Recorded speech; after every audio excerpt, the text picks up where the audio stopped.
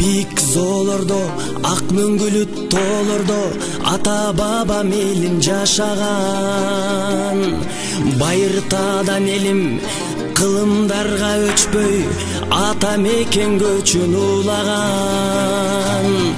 Көз тиреген тоосу, мелтиреген суусу көп адамдын көзүн арттырган.